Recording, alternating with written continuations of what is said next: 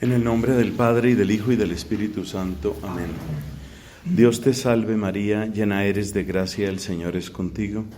Bendita tú eres entre todas las mujeres, bendito es el fruto de tu vientre, Jesús. Santa María, Madre de Dios, ruega por nosotros pecadores, ahora y en la hora de nuestra muerte. Amén. En el nombre del Padre, del Hijo, y del Espíritu Santo. Amén. Tal vez el principal aporte de Santo Tomás de Aquino a la teología de la Trinidad está en la palabra relación. Las relaciones son las que ayudan a entender correctamente las personas divinas, de modo que haya una diferencia entre las personas y sin embargo no una multiplicación de dioses. Entonces la primera frase clave del día de hoy es esa. Las relaciones, puesto entre comillas esa palabra porque se usa en un sentido muy técnico, las relaciones son la respuesta de Santo Tomás a la cuestión de cómo pueden ser distintas las divinas personas sin que haya una multiplicación de dioses. Es el principal aporte que encontramos en Santo Tomás. Hablemos primero sobre esta palabra, sobre la palabra relación, de dónde la toma Tomás y qué clases de relaciones conoce él. Luego la vamos a conectar con las procesiones y luego vamos a ver cómo de este análisis se puede hablar después de personas. Esa es la secuencia que vamos a llevar. La palabra relación es una de las clasificaciones o uno de los usos del ser. Recordemos que cuando Aristóteles hace su metafísica, entonces él estudia de qué manera se puede utilizar el verbo ser. Y al referirse al ser, entonces ve que hay un sentido central de ser que es el propio de la sustancia. La sustancia no es una palabra que tiene que asustarnos. Sustancia significa la respuesta a la pregunta, respuesta explícita o implícita a la pregunta, ¿esto qué es? ¿Esta es una persona o este es un holograma o este es una estatua de la persona? Si yo veo una imagen perfectísima, por ejemplo, de mi papá, yo al principio no estoy seguro, pero me dicen, mira, es un holograma de 8ª generación, es supremamente perfecto, pero es eso, es un holograma. Entonces yo ya sé qué esperar porque se trata de un holograma. Si es una estatua, ya sé qué esperar. Entonces la sustancia, la categoría sustancia es la más importante, en cierto sentido es la central dentro del ser y es la que tiene una relación más directa con el ser, pero no es la única. Por ejemplo, uno puede hacer comparaciones entre diversas cosas y es ahí donde aparece esta categoría, la categoría relación. Si yo digo, por ejemplo, Bruno es mayor que Carlos, al decir esa frase estoy utilizando el verbo ser. ¿Y qué es lo que estoy diciendo exactamente? ¿Estoy definiendo a Bruno? No. ¿Estoy definiendo a Carlos? No. ¿Estoy diciendo algo? Sí. ¿Qué es lo que estoy diciendo? Lo que estoy diciendo es una relación. Estoy hablando de una relación. Entonces el verbo ser se aplica también a una relación. Y ese es el origen, es un origen aristotélico, es un origen en la metafísica aristotélica, es el origen de la palabra relación. Por supuesto, ese origen tiene, digamos, su repercusión o tiene sus consecuencias cuando se intenta aplicar a la realidad de Dios. Porque nos damos cuenta que en general, cuando uno habla de relaciones, pues uno habla de algo que es accidental. El hecho de que Bruno sea mayor que Carlos seguramente no es lo que más define ni a Bruno ni a Carlos. O sea, es algo como accidental. Entonces, si hablamos de relaciones en Dios, pues daría la impresión de que esas relaciones nos van a referir a algo que es accidental. Y por supuesto, en Dios mismo, como veíamos en nuestra clase pasada, en todo lo que es ad intra, nada es accidental, nada es contingente, todo es necesario. Entonces el uso de la palabra relación es un uso bastante riesgoso. Es aquí donde se hace útil una distinción a la que Tomás le da bastante importancia, que es la distinción entre lo que es una relación real y lo que es una relación de razón. Una relación de razón es la que establece precisamente mi razón a partir de un parecido, a partir de una semejanza que se da entre las distintas cosas. Entonces, el ejemplo que da él mismo es, yo puedo comparar a un ser humano con un perro. ¿En qué se relaciona? O como dicen tantos chistes, ¿en qué se parece, no? ¿En qué se parece un ser humano a un árbol? ¿En qué se parece la luna a un computador? Yo puedo establecer relaciones casi entre cualquier par de cosas, porque las cosas tienen en común el hecho de que son, y además tienen muchas veces en común que dentro del árbol de la clasificación ontológica de las cosas, dentro de ese árbol, pues hay muchos parecidos. Por ejemplo, nosotros los seres humanos tenemos un gran parecido unos con otros, y luego pues también nos parecemos, según dicen, a los chimpancés, y nos parecemos a las bananas y a las moscas de frutas y todo este tipo de cosas. O sea, yo puedo establecer muchas relaciones, pero uno se da cuenta que hay relaciones que uno establece. Cuando yo fuerzo un poco mi mente, yo puedo ver relaciones entre las más diversas cosas. Esas son relaciones que son fundamentalmente de razón. Pero en cambio hay otras relaciones que son las relaciones reales y que conectan con la naturaleza de las cosas. A ver, ¿qué es una relación real? Una relación real es aquella que en cierto sentido conecta con la sustancia de la cosa. Es decir, en el momento en el que yo para explicar algo tengo que referirme a una relación, en ese momento estamos hablando de una relación que es real. Esa es una relación real.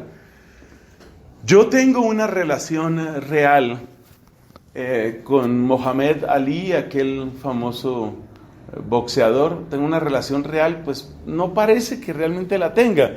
Creo que se puede explicar muy bien la vida de él y se puede explicar muy bien la vida mía sin ningún tipo de conexión. Tal vez ahí habría una relación de razón en cuanto que somos seres humanos, en cuanto que el color de la piel se aproxima, en cuanto que él es un boxeador y yo pues no soy un boxeador. Entonces esas son relaciones de razón. Pero si se entra en lo que es una persona, yo me doy cuenta que hay relaciones que sí son reales. Hay un momento en el que en el conocimiento de la persona me doy cuenta que esa persona pues tuvo un papá.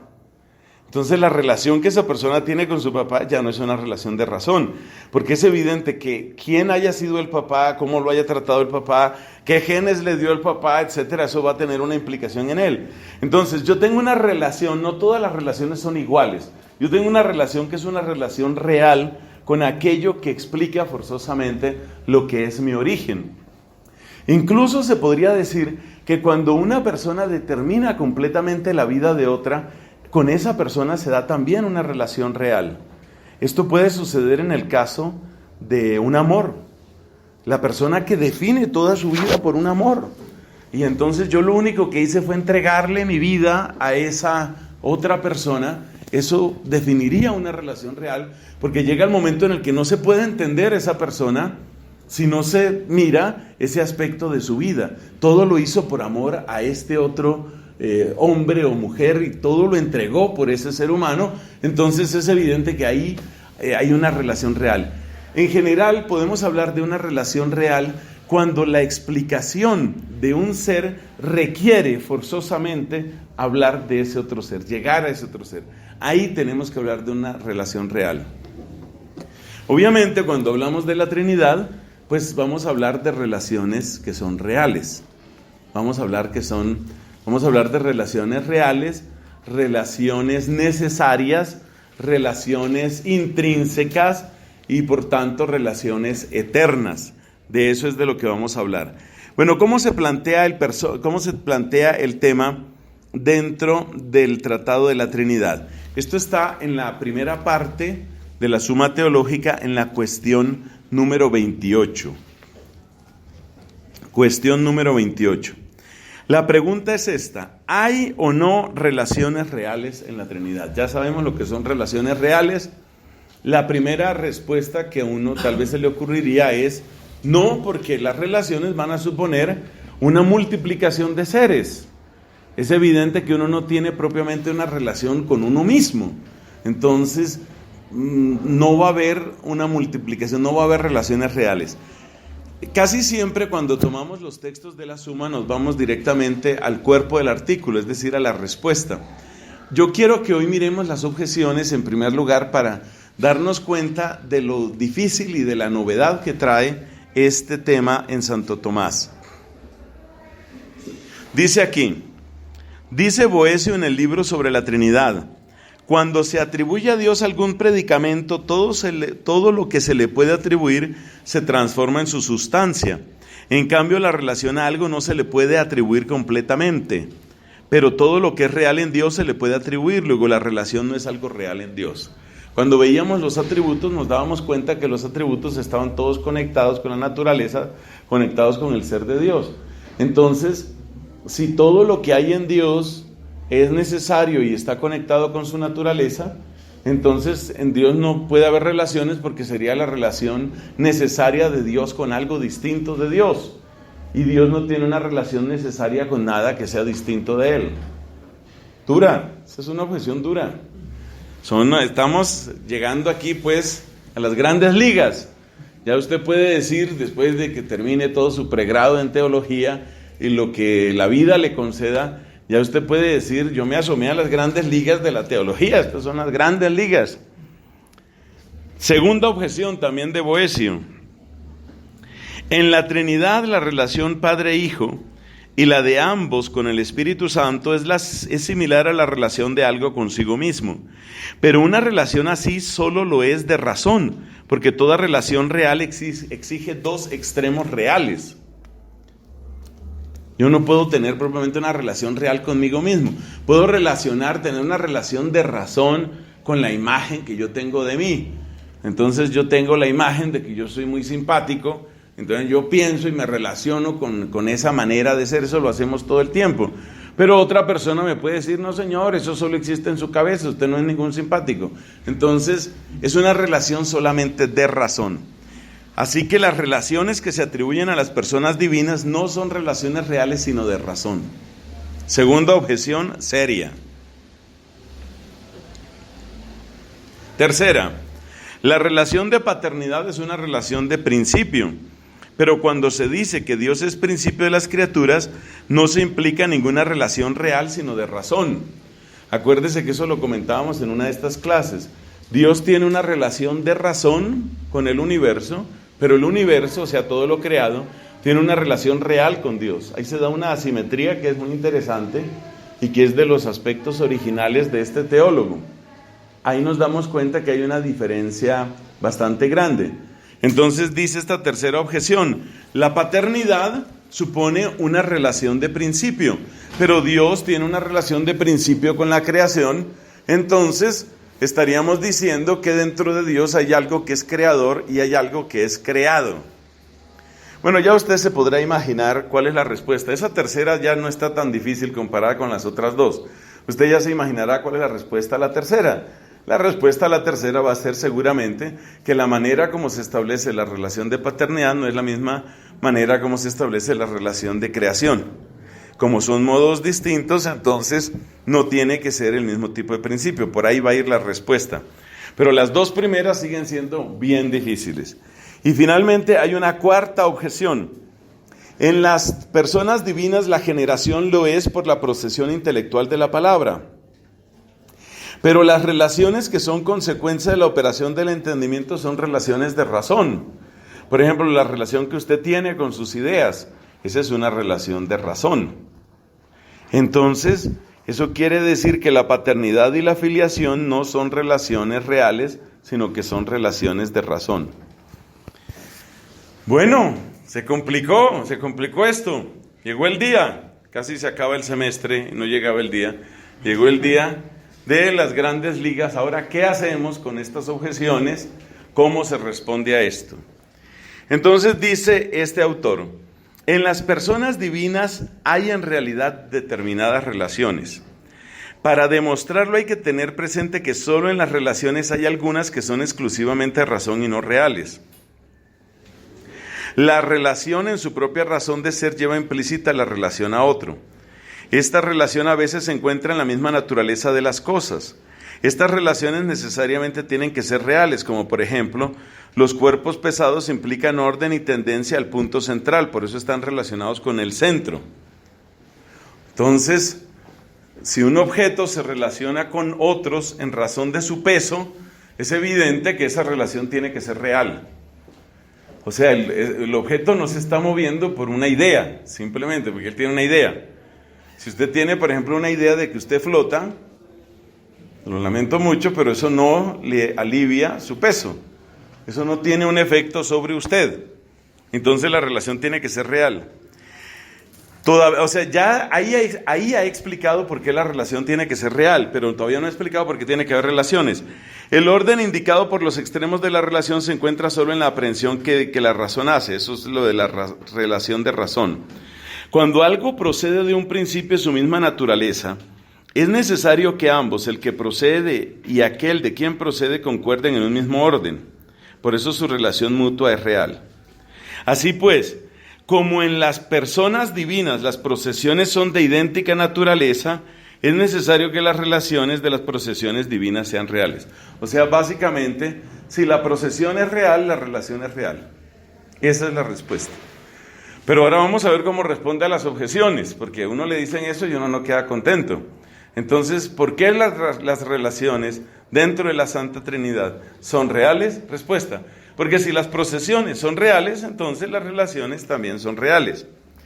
La primera objeción, ¿cuál era? La primera objeción era que todo lo que se atribuye a Dios se atribuye a su naturaleza, y que por consiguiente, si nosotros hablamos de que en Dios hay relaciones, pues ese sería un atributo de la naturaleza. Vamos a ver la respuesta. Al decir que la relación a algo no puede ser atribuida completamente a Dios, hay que entenderla en el sentido de la razón propia por la que se dice relación a algo. Esto es, no en cuanto referido a lo que implica la comparación que hay en una relación, sino en cuanto relación a otro. Pero con eso no quiso excluir las relaciones en Dios, sino que se le atribuyeran como algo inherente tal como implica la relación, sino más bien por su referencia a otro. No se entendió. ¿Qué es esta respuesta? Vamos a tratar de ver aquí, hasta donde lleguemos, vamos a tratar de ver aquí cuál es la relación, cuál es la respuesta a este tema. Básicamente lo que se está diciendo es que una relación implica relación con otro, y entonces como todo lo que es atributo en Dios, lo que es atributo en Dios tiene que ver con la naturaleza, entonces si en la naturaleza divina hubiera relaciones, tendríamos que decir que la relación es de toda la naturaleza. Esa frase que acabo de decir es la clave. La objeción es esta: si en la naturaleza divina hubiera relaciones, la relación tendría que ser de toda la esencia o naturaleza. Tendría que ser de toda la esencia o naturaleza. Y la respuesta que da Tomás es que cuando nosotros hablamos de relación, se puede tomar en dos sentidos. Casi siempre este autor y otros escolásticos se basan mucho en distinciones. Entonces, la relación se puede tomar en dos sentidos. La relación se puede tomar como comparación, o la relación se puede tomar simplemente, o como dicen en latín, simpliciter, es decir, la relación como simple relación, no como comparación, sino como simple relación. Si yo hablo de la relación como comparación, esa relación como comparación tendría que ser de toda la naturaleza. Si yo voy a comparar a Dios, si yo voy a hablar de la relación como comparación, entonces tendría que ser de toda la naturaleza. Pero si yo me refiero simplemente al hecho de que existe una relación y omito que haya una comparación, entonces sí puede haber una relación que no es de toda la naturaleza. Esa es la respuesta a la primera objeción. No toda relación, dicho de otra manera, no toda relación implica forzosamente una comparación. Uno se da cuenta de que esto es así. Efectivamente, el primer caso que di de relación es Bruno es mayor que Carlos. Ese fue el primer ejemplo que di. Pero resulta que no todas las relaciones tienen que ser necesariamente de esas. Por ejemplo, si yo digo, Bruno es muy amigo de Carlos, yo no estoy diciendo que Carlos es menos amigo que de Bruno. Ni estoy diciendo que Carlos es igualmente amigo, no he dicho nada sobre él. Entonces, no necesariamente una relación implica una comparación. El argumento de Tomás es, una relación que implique comparación implica la naturaleza. Pero una relación que no implique comparación no implica forzosamente la naturaleza. Ese es el argumento fundamental. Y las relaciones dentro de la Trinidad no son relaciones que implican comparación. De hecho, no hay comparación posible, porque estamos hablando de la misma naturaleza. Entonces, la primera objeción era, si en Dios hay una relación, la relación tendría que ser de toda la naturaleza. Y entonces sería una relación de Dios con algo fuera de Dios. Respuesta. Dentro de una relación, cuando hablamos de relación, se puede hablar o no hablar de comparación. Si hablamos de una relación que tiene comparación, sí implica la naturaleza. Pero si es una relación que no implica comparación, no necesariamente implica la naturaleza, porque simplemente estoy diciendo que dos cosas están relacionadas. La segunda objeción, que también era muy difícil, era también de Boecio. Dice aquí que las relaciones dentro de la Trinidad serían como relaciones dentro de uno mismo y por lo tanto serían relaciones de razón. Vamos a ver, podemos sospechar que la respuesta va a ir en el orden de que las procesiones son reales, como ya se dijo. Si las procesiones son reales, entonces hay también una distinción real. Vamos a ver qué dice aquí. La relación indicada con lo mismo es solo una relación de razón si se toma lo mismo tal cual, porque en este sentido la relación no consistiría más que en cierto orden de alguien consigo mismo y que solo ve la razón considerándola dos veces. Pero no es esto lo que ocurre cuando se dice que dos cosas son lo mismo, no numérica, sino genérica o específicamente.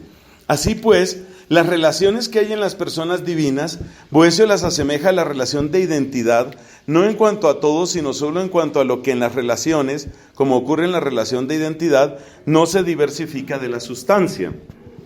Entonces, la relación clave que se crea, esa relación única que se da en la Trinidad, es una relación de identidad. Como es una relación de identidad, no es una relación puramente de razón.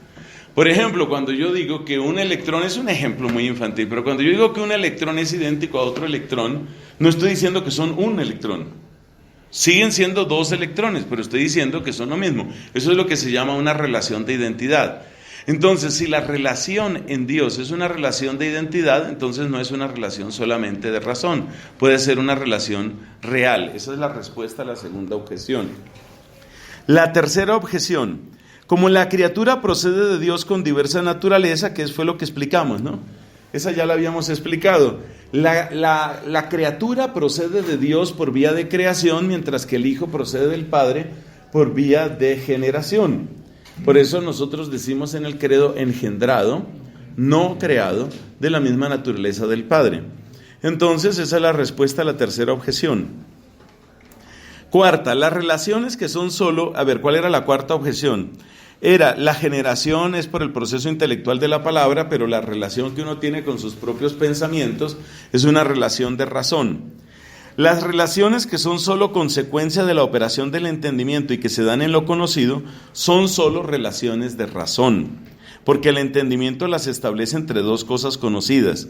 Pero las relaciones que son consecuencia de la operación del entendimiento y que se dan entre la palabra que procede intelectualmente y aquello de lo que procede, no son relaciones de razón, sino reales.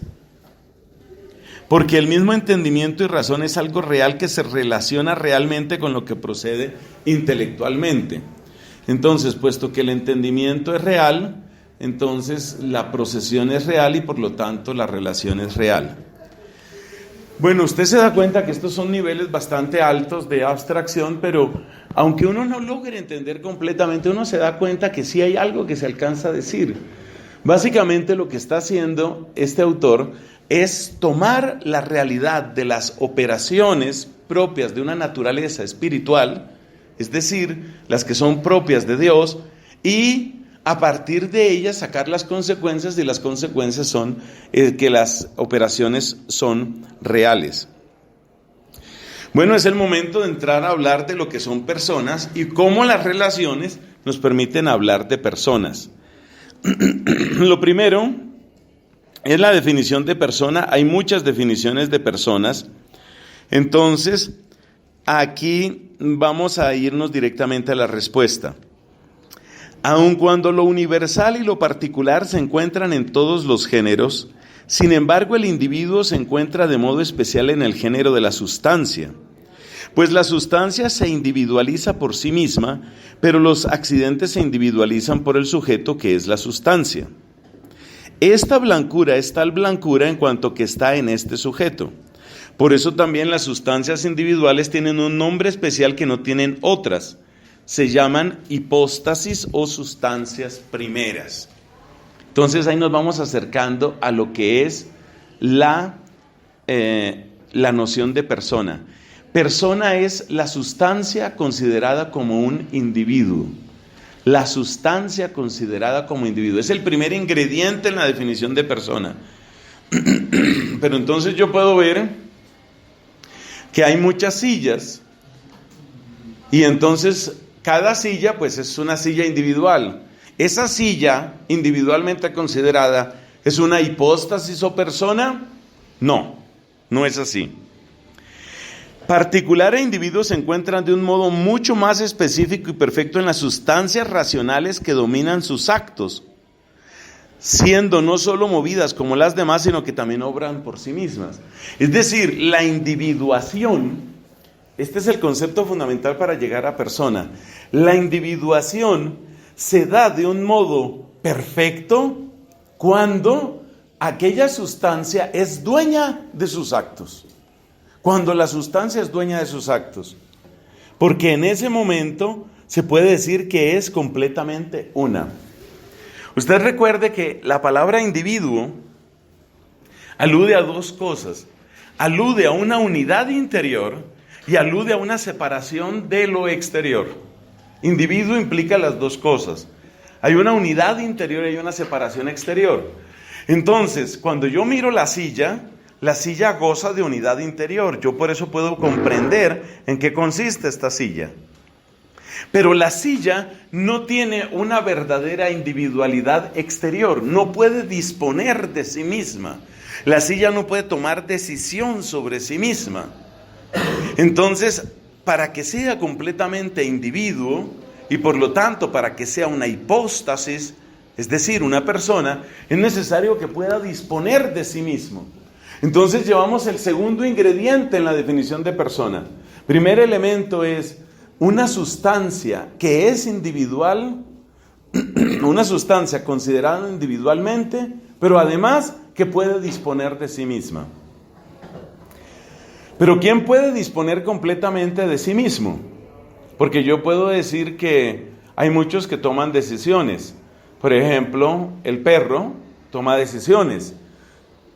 Pongámoslo incluso más general, un lobo que vive en los bosques, un lobo que vive en la selva, toma sus decisiones.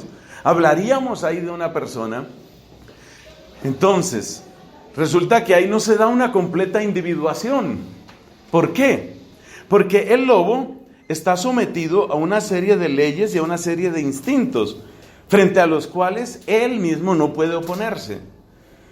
Como lo decíamos, intentando ser graciosos en alguna otra clase, ningún lobo hace ayuno, ¿cierto? Ningún león hace voto de castidad. Están sometidos a sus propios instintos, están sometidos a leyes que son anteriores a ellos y que les pueden completamente. Tanto que se pueden utilizar esas leyes para lograr de ellos lo que parecería antinatural. Uno de los animales más agresivos en la naturaleza es el oso. Estamos hablando de esos osos que pueden medir 2,50 metros, 3 metros, pueden pesar 350 kilos, 400. La cabeza de un oso de esos es más o menos del tamaño del tronco, digamos aquí de Jorge, para dar un ejemplo al azar. Entonces, es una cabeza gigantesca, es un animal muy peligroso, Pero resulta que se ha dado el caso de osos que han sido salvados de niños y protegidos, de muy pequeños, han sido salvados muy pequeños y han sido cuidados, mimados y criados desde muy pequeños por seres humanos. Entonces por ahí anda en YouTube el video de un señor que tiene como mascota un oso. Entonces el oso pues mide lo que mide el oso, 2 metros con 40 o no sé cuánto mide el oso. Es impresionante la cabeza gigantesca.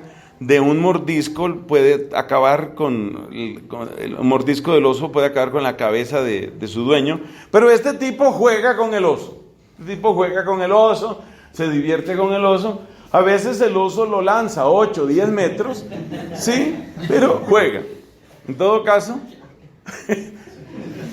esos son los juegos del oso. El oso juega a su manera. Eso es en cierto sentido contradecir la naturaleza del oso. Estamos contradiciendo la naturaleza del oso. Pero ¿cómo hacemos para contradecir su naturaleza? Conociéndola y por consiguiente dominándola. Yo sé lo que le gusta y yo sé lo que teme el oso. Entonces el oso teme el látigo y al oso le gusta la miel, por decir algo. Entonces a base de castigo y recompensa yo domino al oso. Pero soy yo quien lo domina. ¿Y por qué lo domino? Porque yo lo conozco. Entonces es el conocimiento de la naturaleza el único que da la genuina libertad. Solo aquel que puede conocer la naturaleza de otros puede realmente dominarlos. Solo así se puede realmente dominar al otro. Entonces, ¿quién puede ser verdaderamente individuo? Solo puede ser verdaderamente individuo el que está separado de otros, o sea, es distinto de otros. Además de eso, tiene dominio sobre sí mismo. Y tercer elemento fundamental para esta definición de persona, tiene la capacidad de tomar sus decisiones desde una razón, desde un porqué. El que obra desde un porqué, ese es realmente dueño de sí mismo. La prueba de esto está en que si vemos a una persona que no tiene cómo dominarse, no la consideramos responsable de sus actos.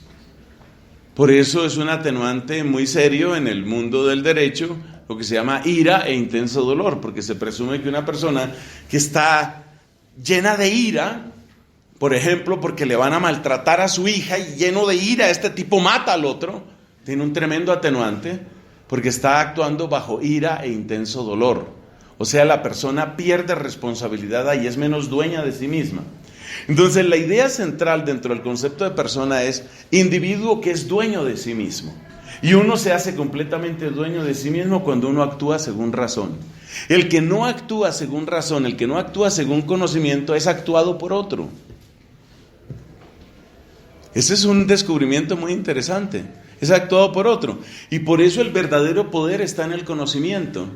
Y por eso la persona que tiene una gran capacidad de conocer a otros, también tiene potencialmente una gran capacidad de dominarlos.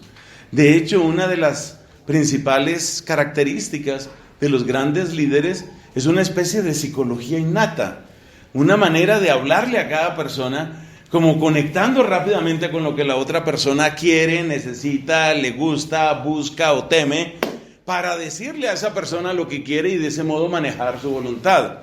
Esa es también la psicología de la seducción.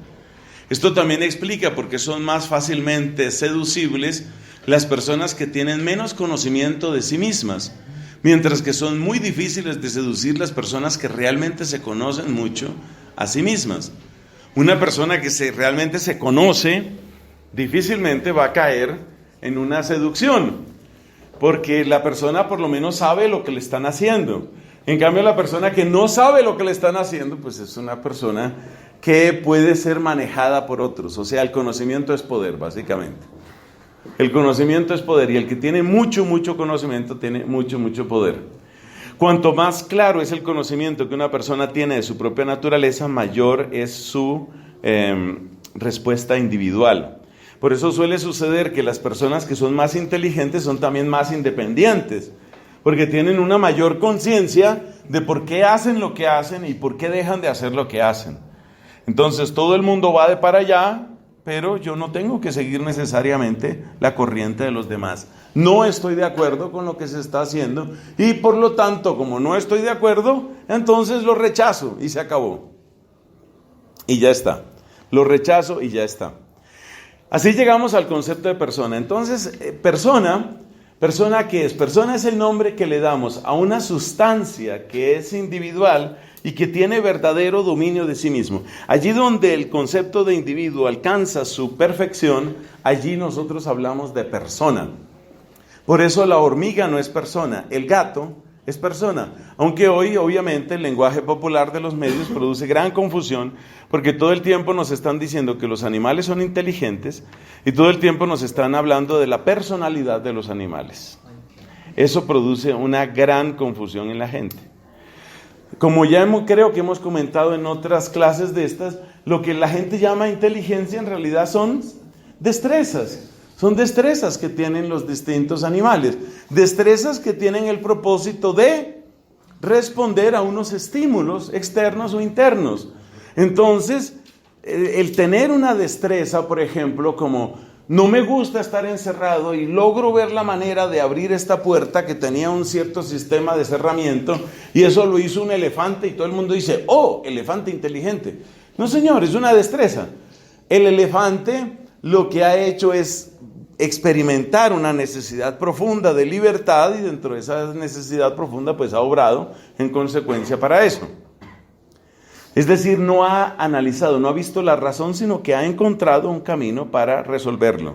Eso se llaman destrezas. Pero el uso continuo de la palabra inteligencia en conexión con los animales, con los robots y con los computadores produce muchos malos entendidos en nuestra época. Nosotros sabemos que utilizamos la palabra inteligencia cuando se habla propiamente de ¿qué? Cuando se habla propiamente de razón, cuando se habla de qué son las cosas en sí mismas, incluso si eso no me afecta. La inteligencia no hay que confundirla con la simple curiosidad. La curiosidad tiene que ver con una respuesta sensorial. El ejemplo típico son los objetos de colores o objetos que producen sonidos, objetos que se mueven de una manera extraña. Entonces usted ve que un gato, por ejemplo, se utiliza un jarrón de boca estrecha, pero no demasiado estrecha, y en el fondo del jarrón hay una lucecita, por ejemplo, una luciérnaga, un animalito de estos. El gato ve que esa lucecita sale a través de la sustancia translúcida de ese florero, por ejemplo. Y entonces se mete hasta que cae dentro del florero. Usted sabe que ese gato no va a poder salir de ahí fácilmente, seguramente tendrá que romper el florero para poder salir de ahí. Eso demuestra que tiene curiosidad pero no tiene análisis. Una persona que analiza dice, un momento, yo entro y ¿cómo salgo? Exacto. Entonces ahí no hay análisis, ahí hay curiosidad. Entonces una mezcla de curiosidad, respuesta a estímulos y destrezas es lo que la gente llama inteligencia en el caso de los humanos. En el caso de los animales es un uso inapropiado de la palabra. La verdadera inteligencia es la que da verdadera libertad y es la que da verdadera individuación. Eso es lo que nosotros entendemos entonces por persona. Eso es lo que entendemos por persona. Bien, con esa definición de persona, entonces podemos avanzar para tratar de establecer si hay divinas personas o no hay divinas personas. Vamos a ver lo que encontramos aquí. En la definición de persona que se ofreció, entra la sustancia individual y se le añade naturaleza racional para significar lo que es propio de las sustancias racionales. Las sustancias racionales, ahí está. Una cosa curiosa que tiene ese artículo, este es el artículo primero de la cuestión 29, de la primera parte, que es el que habla de persona. Una cosa curiosa que tiene ese artículo es que no tiene sed contra. Tiene el parece que y luego tiene la definición. Bueno, ahora vamos a analizar la relación entre persona, hipóstasis, subsistencia y esencia. O sea, vamos a hacer un poco de claridad, o ese es el propósito. A ver qué es lo que nosotros encontramos ahí. Bueno, dice aquí: Sustancia tiene dos acepciones. Una, por la que sustancia es tomada como la esencia de algo. Dos, sustancia como sujeto o supuesto que subsiste en el género de la sustancia. O sea, a veces se puede hablar de sustancia como esencia y a veces se puede hablar de sustancia como sustancia individuada. La sustancia individuada la llama Aristóteles sustancia primera, porque la sustancia individuada es la respuesta a la pregunta ¿esto qué es? Esa es la sustancia primera. Mientras que la sustancia como esencia es la que se llama sustancia segunda. Sustancia primera y sustancia segunda. Hay también tres nombres con los que se expresa algo y que corresponden a la triple consideración que puede hacerse la sustancia: realidad natural, subsistencia e hipóstasis. Por existir por sí mismo y no estar en otro es llamado subsistencia, pues decimos que subsiste lo que existe en sí mismo y no en otro. Por ser supuesto de alguna naturaleza común es llamada realidad natural. Así este hombre es una realidad natural humana. Por ser supuesto de los accidentes es llamada hipóstasis o subsistencia. Estos tres nombres son comunes a todo género de sustancias. El nombre de persona solo lo es al género de las sustancias racionales. En resumen, se puede decir que persona es sinónimo, para sus apuntes, persona es sinónimo de hipóstasis o de subsistencia, pero no es sinónimo de esencia. Ese es el resumen. Porque la esencia, ¿qué le falta a la esencia para que se hable de persona? ¿Qué le falta? A ver, ustedes que son personas que están en las grandes ligas, ¿qué le falta a la esencia para que se pueda decir que es una persona? No es tan difícil. A ver. ¿Qué fue lo primero que dijimos? Que la persona es individual. ¿Eso lo tiene la esencia? No. Eso es lo que le falta. Entonces la esencia no es persona porque resulta que la esencia no es individual. Así, por ejemplo, usted y yo compartimos una misma naturaleza humana, es decir, en esencia usted y yo somos seres humanos. Eso quiere decir que la esencia no se identifica con la persona, porque claramente usted es una persona, yo soy otra persona. Entonces la persona no se identifica con esencia, pero la persona sí se puede identificar con subsistencia o con hipóstasis. Subsistencia, ¿qué quiere decir? Que no es un accidente. Hipóstasis, ¿qué quiere decir? Que sí puede recibir accidentes. Esas son definiciones así muy sofisticadas, para que usted vea que está haciendo un curso sofisticado. Usted diga, hombre, realmente la platica se invirtió bien. Entonces, mire, ¿qué quiere decir subsistencia? Subsistencia quiere decir que subsiste en sí mismo, es decir, que no es un accidente. Hipóstasis, ¿qué quiere decir? Es algo muy parecido. Si usted mira la raíz griega de hipóstasis, hipostasis, es prácticamente lo mismo que subsistencia, pero suele utilizarse para indicar que es sujeto de accidentes. Subsistencia quiere decir que no es un accidente, sino que subsiste en sí mismo. Hipóstasis se utiliza, o lo utiliza Santo Tomás, para decir que es sujeto de accidentes. Es lo que está debajo de los accidentes. Entonces, persona en la práctica se puede utilizar como sinónimo de hipóstasis y de subsistencia. Persona no se puede utilizar como sinónimo de esencia. En cambio, sí hay un sinónimo de esencia que es muy importante. ¿Cuál es el sinónimo de esencia? Naturaleza. Cuando nosotros hablamos de la naturaleza de algo, hablamos de la esencia de algo, estamos hablando realmente de lo mismo. Entonces, esencia, naturaleza, va a una línea, persona, subsistencia, va a otra línea. Ahí nos vamos acercando. Ya usted seguramente alcanza a escuchar por allá en un lugar de su cabecita, usted alcanza a escuchar que Dios es una sola naturaleza y tres personas. Una naturaleza y tres personas. Entonces, esencia, naturaleza son prácticamente sinónimos cuando hablamos de Dios. En el caso de Dios también es existencia, existe solo para el caso de Dios. Esencia, existencia, naturaleza, todos tienen que ver con el Dios uno y único.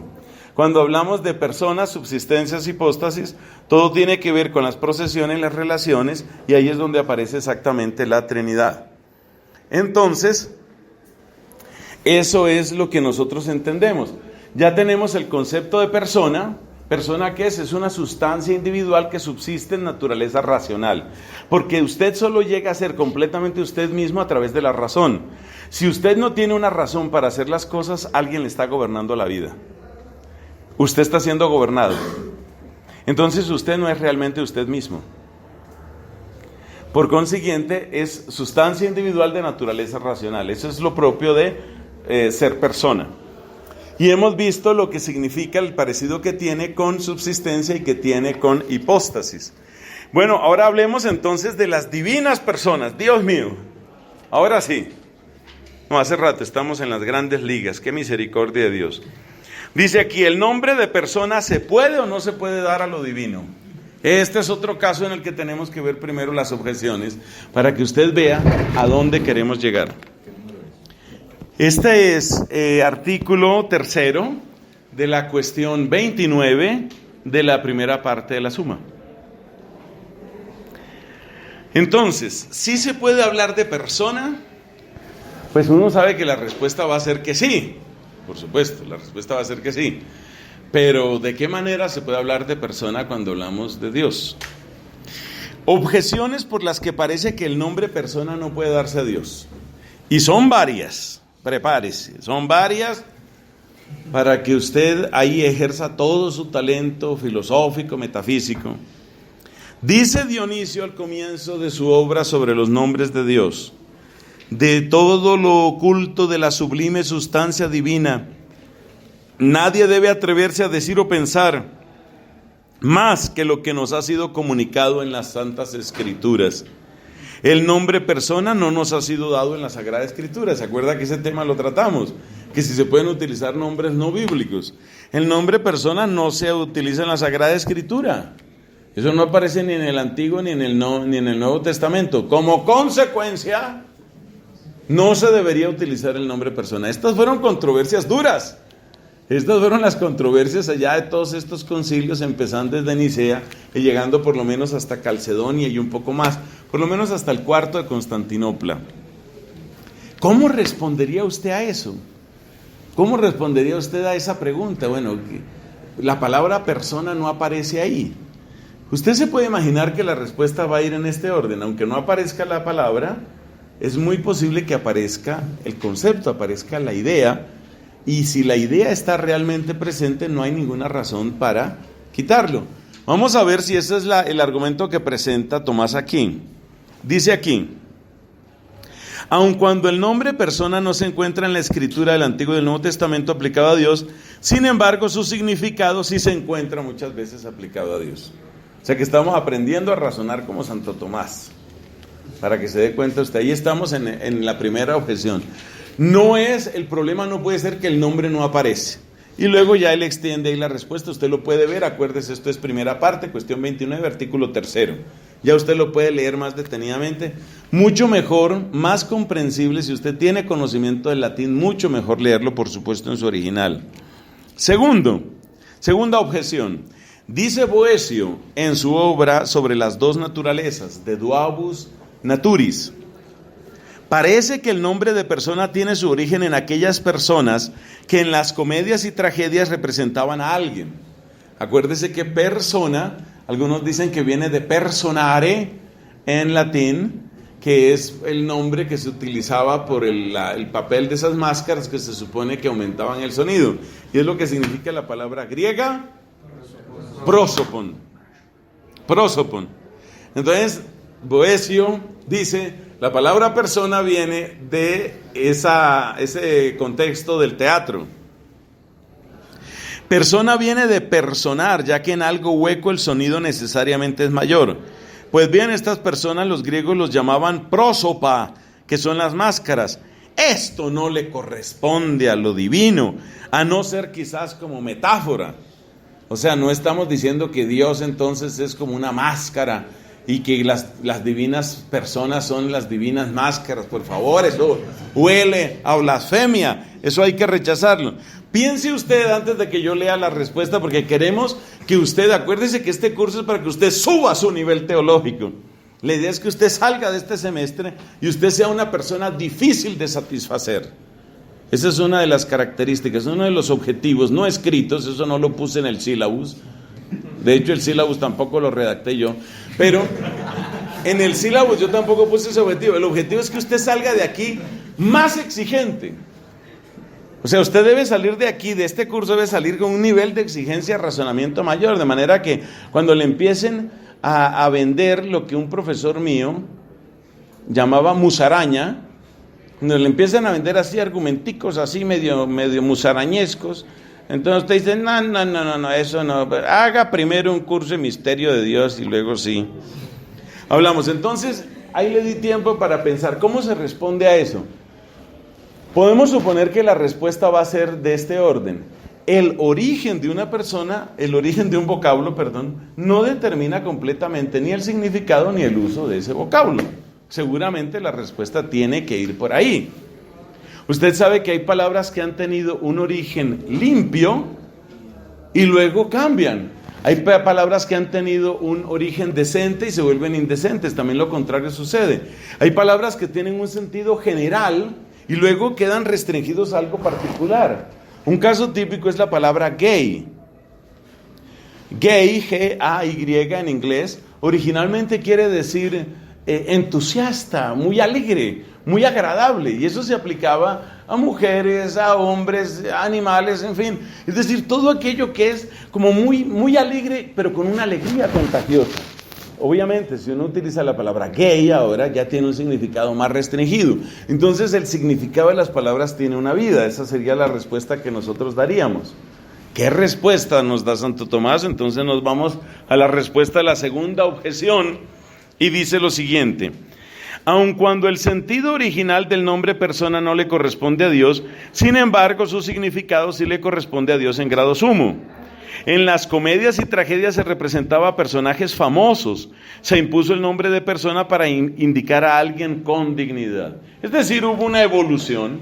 No todo el mundo tenía máscara, la herramienta esa para aumentar el sonido, sino que cada vez se fue utilizando más para los personajes que tenían más dignidad, y por eso la palabra cambió de término. O sea que estamos más o menos acercándonos a Santo Tomás. Poco a poco vamos aprendiendo a razonar en estas materias y se le va perdiendo el miedo, que es otro de los objetivos claves. Uno tiene que perder el miedo. Siempre hay que hablar con cuidado y con respeto. Ustedes ven que siempre nos referimos con máximo respeto a la divinidad, pero se puede hablar. ¿Se puede hablar? Claro que se puede hablar. Tercero, la tercera objeción es más difícil, porque entra en el tema de las asociaciones de persona con subsistencia y con hipóstasis. Y dice: toda persona es hipóstasis, pero el nombre hipóstasis parece que no le corresponde a Dios, pues según Boecio significa, ¿se acuerda que lo acabamos de decir, lo que sostiene los accidentes? Subsistente quiere decir que no es accidente, hipóstasis quiere decir que sostiene accidentes. Entonces dice aquí, pero Dios no es accidente, en Dios no hay nada que sea accidental, eso también lo hemos explicado en nuestra clase pasada. Entonces tenemos un grave problema, porque ¿cómo vamos a utilizar la palabra persona sabiendo que no hay nada accidental en Dios? Probablemente la respuesta por dónde podría ir. El hecho de que algo sea potencialmente soporte de accidentes no quiere decir que realmente haya accidentes que corresponden a eso. Esa sería una manera de responder. Pero vamos a ver qué dice aquí. La tercera objeción es esta: el nombre hipóstasis en su sentido original no le corresponde a Dios porque Él no sustenta accidentes, pero sí le corresponde indicando que Él es el subsistente. Además, usted recuerde que esa palabra hipóstasis está indicando prácticamente lo mismo. Es que analice las raíces griegas y latinas. El hipo corresponde al sub del latín y el stasis corresponde al sistens del latín. O sea, es prácticamente lo mismo. Entonces, lo que está diciendo es que aunque originalmente implicaba que hubiera accidentes, no necesariamente hay accidentes en el caso de las personas divinas. Y por último, suprimida la definición, se suprime lo definido, pero parece que la definición de persona anteriormente dada no le corresponde a Dios, porque conlleva un conocimiento discursivo que no le corresponde a Dios. ¿De dónde sale eso? Pues hombre, hemos dicho que Dios es de naturaleza racional. Y resulta que cuando nosotros hablamos de naturaleza racional, en nosotros la razón es discursiva. Es decir, usted llega al conocimiento avanzando paso a paso. Eso es un discurso. Un discurso. Entonces, como en Dios no hay un proceso discursivo, porque Dios es eterno, entonces hablar de naturaleza racional o de sustancia individual de naturaleza racional parece que es excesivo o es erróneo cuando hablamos de Dios. Más que excesivo, es deficiente cuando hablamos de Dios. Usted se puede imaginar cuál es la respuesta. Muy bueno que usted estemos haciendo este ejercicio porque, por ejemplo, un examen final oral es bonito. Entonces se le pregunta a la persona, bueno, a ver, usted explique, ¿por qué se puede utilizar la palabra hipóstasis? Y usted, obviamente, fluye, ¿sí? Usted en ese momento fluye, explica con gran serenidad, es un examen corto, es un examen sin ningún problema. Entonces dice aquí, ¿cuál va a ser la respuesta? Pues la respuesta va a ser que en nosotros el conocimiento es discursivo, pero en Dios el conocimiento no es discursivo, el conocimiento es intuitivo. O sea que propiamente lo que llamamos naturaleza racional para nosotros es naturaleza intelectiva para Dios. Esa va a ser la respuesta con toda seguridad. Dios puede ser llamado naturaleza racional en cuanto que no implica proceso discursivo, sino naturaleza intelectual. ¿Ve? Entonces uno va aprendiendo el razonamiento, va aprendiendo cómo se razona esto. Esta es la razón por la que se puede hablar de que en Dios hay personas. Por eso se puede hablar de un Dios personal. Un Dios personal. Pero si usted lo analiza mejor, lo que hemos hecho en este artículo de la Suma, lo que hemos hecho aquí, no es demostrar que en Dios hay personas, sino demostrar que si se habla de personas en Dios, no hay contradicción. Todavía no hemos demostrado que hay personas. Tendríamos que demostrar qué es lo que va a venir en el siguiente artículo. Tendríamos que demostrar que sí hay personas, pero hemos visto que hablar de personas en Dios no tiene contradicción. Persona significa lo que es más perfecto en toda la naturaleza, es decir, subsistente en naturaleza racional. Como a Dios hay que atribuirle todo lo que pertenece a la perfección por el hecho de que su esencia contiene en sí misma toda perfección, es conveniente que a Dios se le dé el nombre de persona. Sin embargo, no en el mismo sentido que se le da a las criaturas. Dios no es persona de la misma manera que nosotros. Esa es otra razón para que cuando llegue la fiesta de la Sagrada Familia, usted dirá que yo estoy traumatizado con eso. No, no estoy traumatizado. Pero apenas le empiecen a decir a usted que Dios es familia y que no sé qué, entonces, por lo menos en memoria de esta materia, usted se revuelca allá en su silla, que parezca que va a convulsionar. Entonces, bueno, y ahora viene un punto. Todavía no hemos demostrado lo de las personas, todavía no hemos demostrado que haya personas divinas. Y nos falta esta pregunta: ¿el nombre de persona significa o no significa relación? Porque ya hemos hablado de relaciones. ¿Las relaciones de dónde surgen? Las relaciones surgen de las procesiones.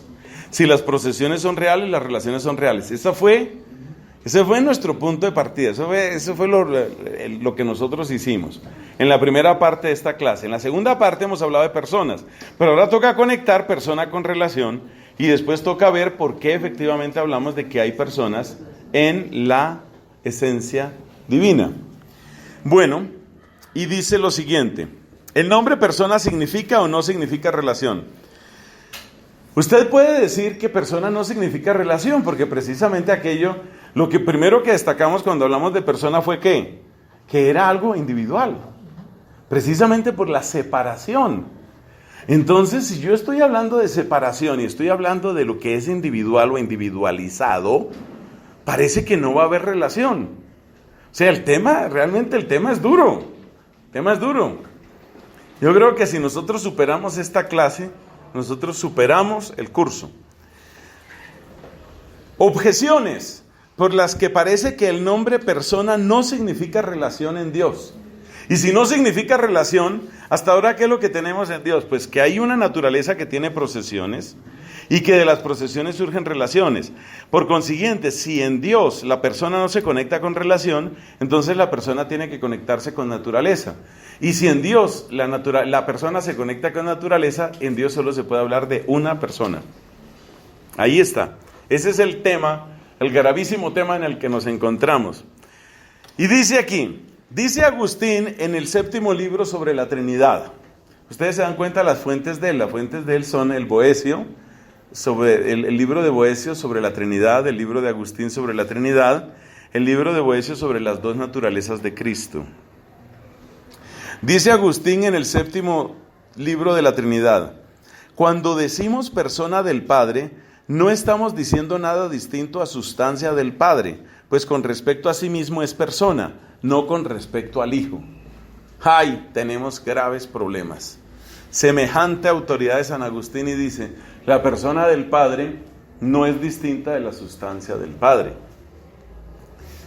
Bueno, investigar el qué de una cosa es investigar su esencia. Pero como dice Agustín en el mismo libro, al decir que 3 son los que dan testimonio en el cielo, el Padre, el Hijo y el Espíritu Santo, se pregunta, ¿qué 3? Y responde, las 3 personas. Luego el nombre persona significa esencia, porque Agustín pregunta ¿qué 3? Y al preguntar qué, se pregunta la esencia y se responde por las personas. Si el qué es pregunta por la esencia y la respuesta es respuesta de personas, quiere decir que las personas son también la esencia. Esto está grave. Según el filósofo en el 4º libro de la Metafísica, lo indicado por el nombre es su definición. Pero como se dijo, la definición de persona es sustancia individual de naturaleza racional. Luego el nombre persona significa la sustancia. Porque en la definición misma de persona está sustancia. Es una sustancia individual de naturaleza racional. En los hombres y en los ángeles, persona no indica relación sino algo absoluto. Por eso, usted puede decir, un momento, yo soy yo. Yo tengo mis razones. Por eso una persona dice, yo quiero decidir sobre mi propia vida. Y por eso consideramos una agresión máxima, terrible, sobre una persona, el impedirle decidir sobre ella. Por eso la agresión más terrible, o castigo más terrible, según se mire, sobre una persona, es ahora te matamos nosotros. Porque eso implica quitarle toda posibilidad de decisión a la persona. Es decir, la condena a la pena de muerte. Uno se da cuenta que la pena de muerte realmente tiene una afrenta grave a la dignidad humana. Pero esa es una discusión distinta porque entonces hay que ver en qué circunstancias podría aparecer o no aparecer, en fin.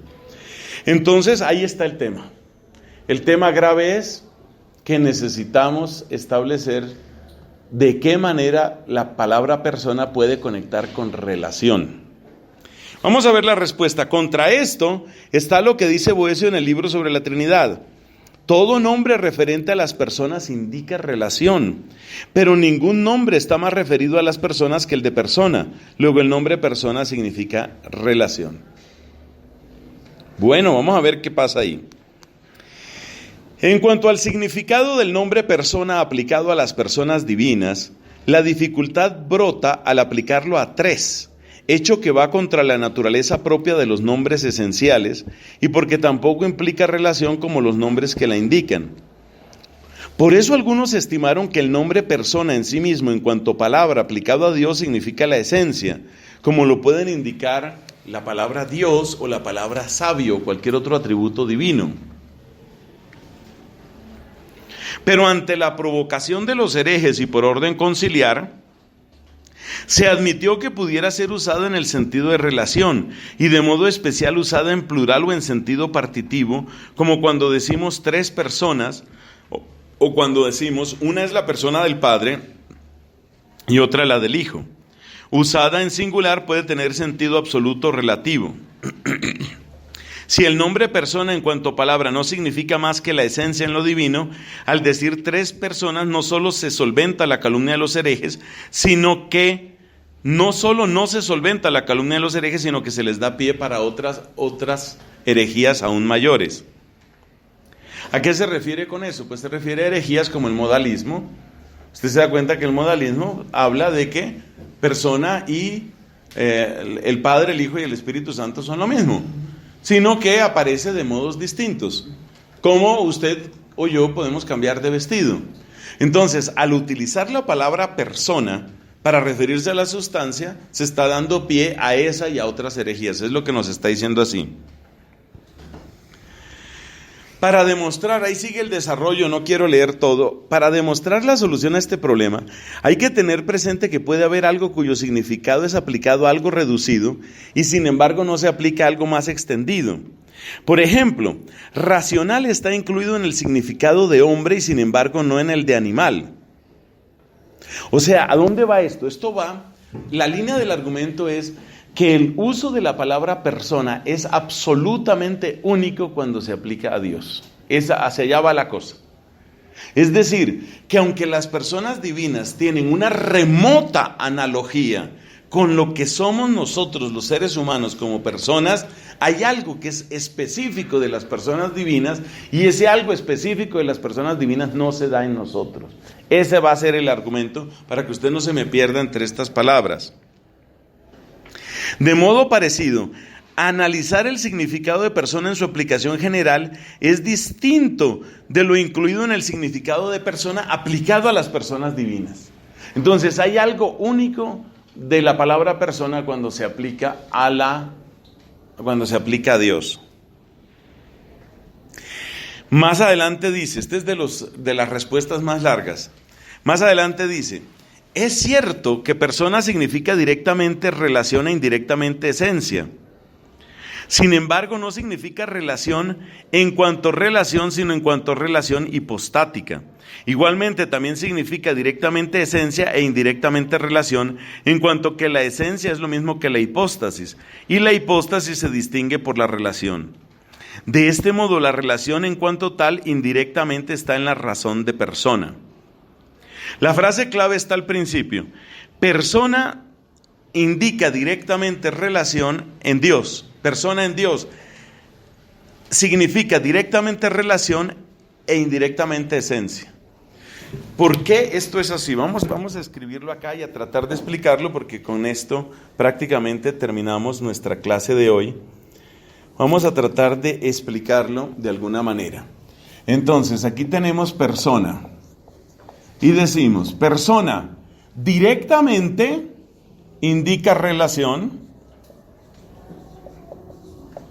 indirectamente, que lo vamos a representar así, representa esencia. Lo primero que le quiero aclarar es por qué es indispensable decir que persona indirectamente alude a la esencia. Porque si persona no aludiera indirectamente por lo menos a esencia, cuando usted ora a Jesucristo, usted no estaría orando a Dios. Cuando usted ora al Espíritu Santo, no estaría orando a Dios. O sea, el hecho de que usted, al referirse a una de las divinas personas, está hablando a todo lo que Dios es lo que aparece por medio de esta indicación indirecta. Entonces, persona, dice aquí, persona, ¿dónde estamos? Significa directamente relación e indirectamente esencia. No indica relación como otro nombre para la relación, sino como la relación que se establece entre hipóstasis. Igualmente también significa directamente esencia e indirectamente relación, en cuanto que la esencia es lo mismo que la hipóstasis, y la hipóstasis se distingue por la relación. Entonces, lo que tenemos aquí es persona, tenemos relación y tenemos esencia, y aquí vamos a poner la palabra hipóstasis aquí abajo.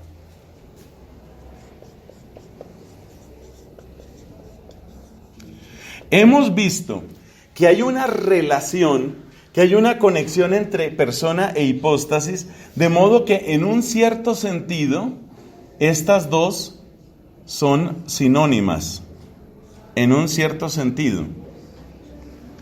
Pero en otro sentido, nos damos cuenta que al referirnos por hipóstasis a aquello que subyace y que es sujeto, persona alude, hipóstasis alude directamente a esencia y alude indirectamente a relación.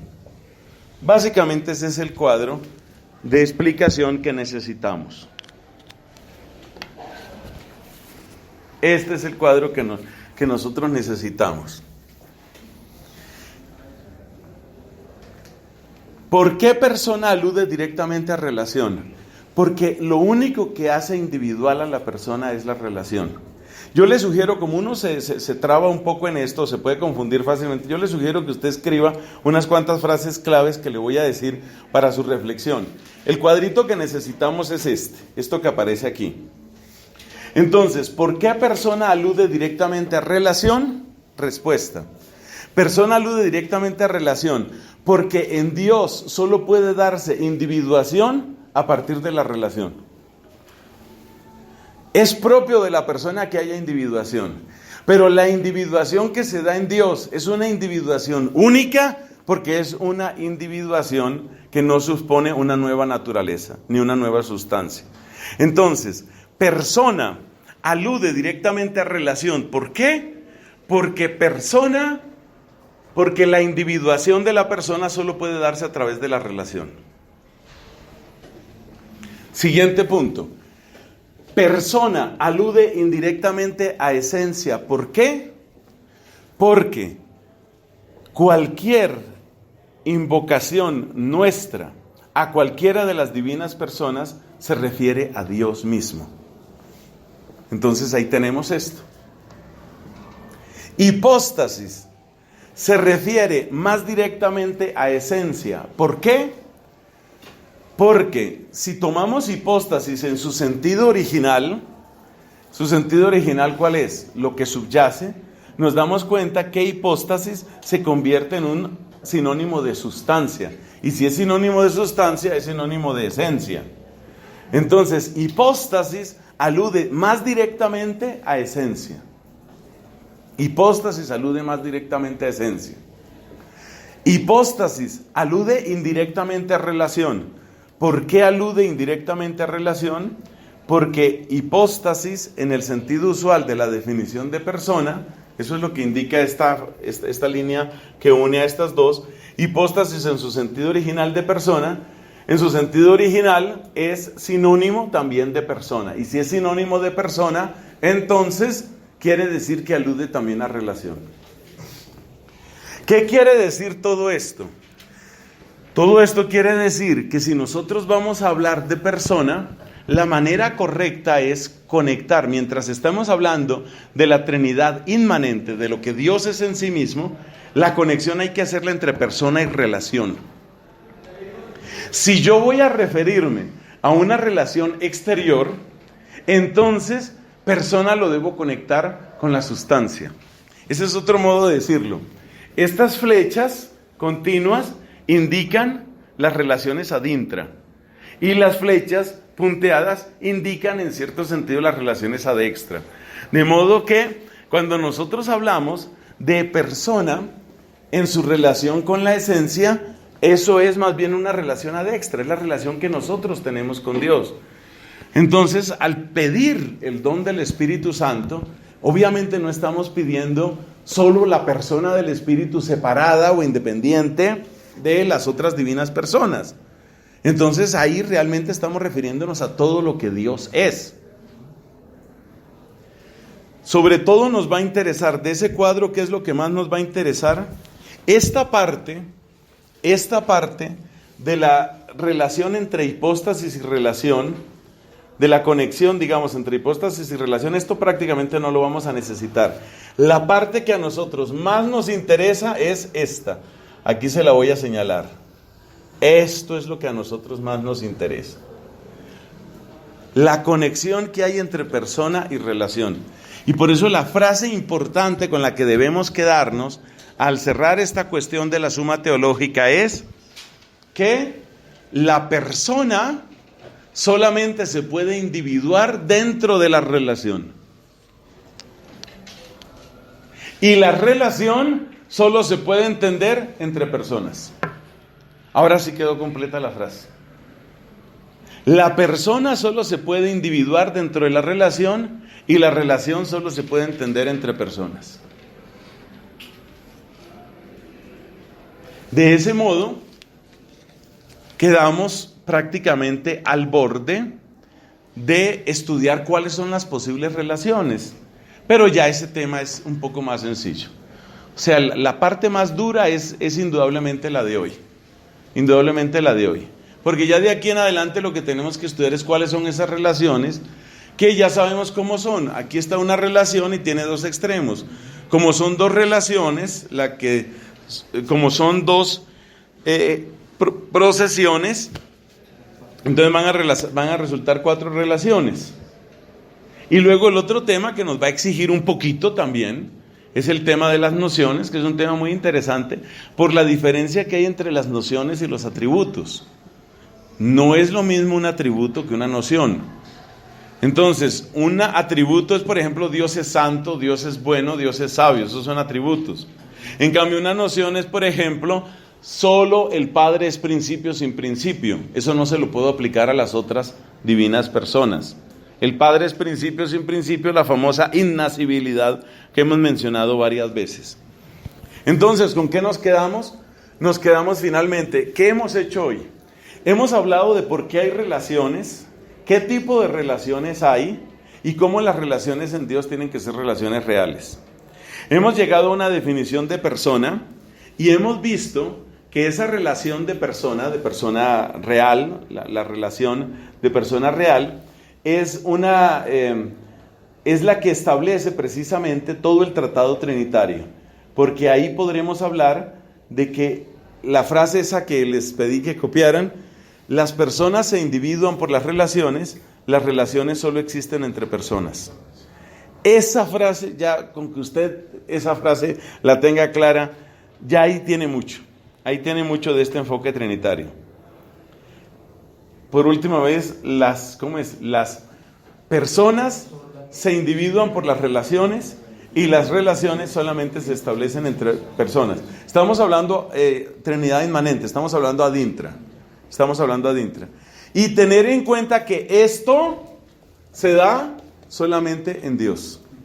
Que el uso de la palabra persona es algo que se da solamente en Dios. ¿Por qué? Porque solo en Dios la individuación se da a través de las relaciones. En cambio, la individuación suya, ¿de qué proviene? Pues de su naturaleza. Usted tiene una individuación por la naturaleza. Es decir, la naturaleza humana implica la multiplicación numérica. No existe un solo ser humano único a través de los siglos. No existimos muchos millones de seres humanos. Entonces, la individuación en nosotros se da por la naturaleza. Una individuación por vía de relación es algo que existe solamente en Dios. Es un uso restringido de la palabra persona. Gloria al Padre, al Hijo y al Espíritu Santo.